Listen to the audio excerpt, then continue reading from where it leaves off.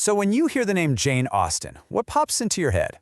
I'm guessing it's witty heroines, maybe some brooding gentlemen, elegant ballrooms, sharp, classy social commentary.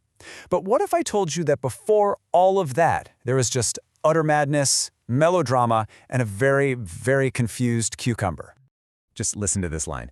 They told me Edward was not dead, but they deceived me. They took him for a cucumber.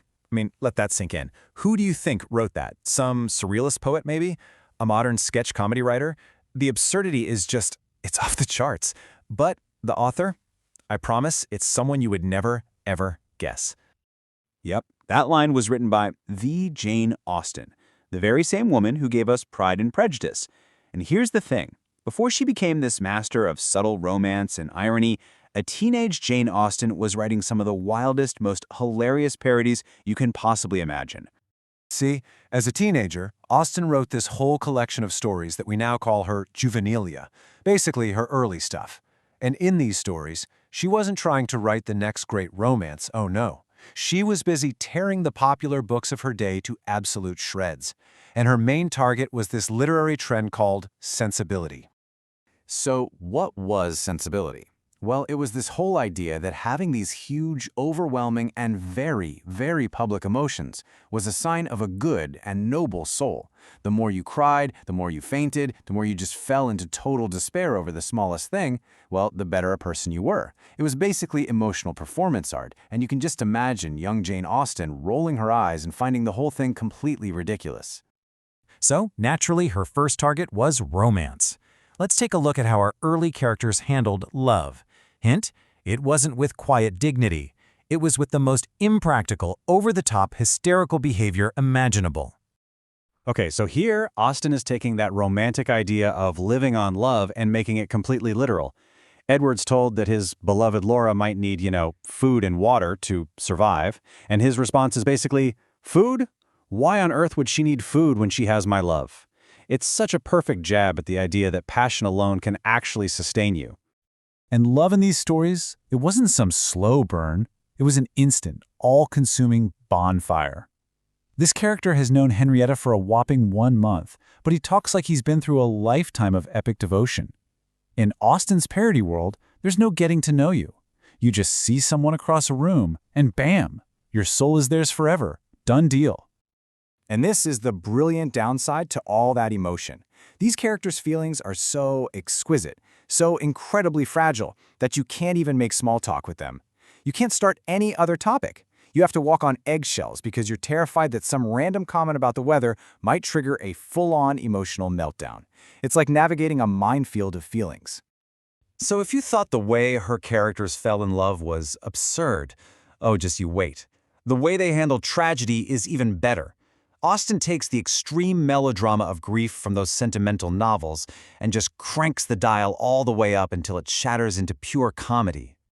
So, let me ask you, if you're living in this world of sensibility and you're faced with just terrible, awful news, what is the proper response? Do you process it quietly? Maybe talk it over with a friend? Nope.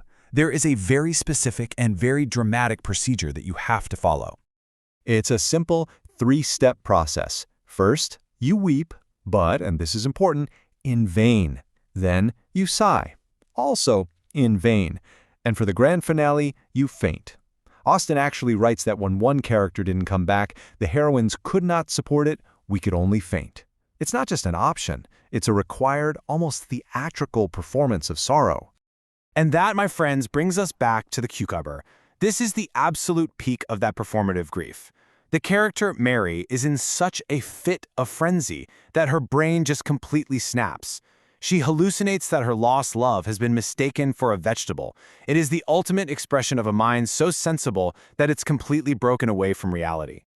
But my absolute favorite part is Austen's satirical take on the physical side effects of all this grieving.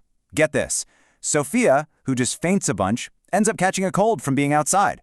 But Laura, who has full-blown fits of frenzy, is perfectly fine. Why? Because her manic raving effectually circulated and warmed her blood so much that she was immune to the cold. The lesson here is clear. A little bit of melodrama is bad for your health, but complete frenzied madness, that's a great way to stay warm. Okay, so this is all incredibly funny. But what's the point of it all? I mean, how did these wild, chaotic teenage scribbles lead to the literary masterpieces we all know and love? Well, it turns out this chaotic playground was actually the perfect training ground for her genius. You can really see the journey right here. In her early work, emotion is huge, it's performative, it's public. Later on, in a book like Pride and Prejudice, it becomes deeply internal and quietly felt.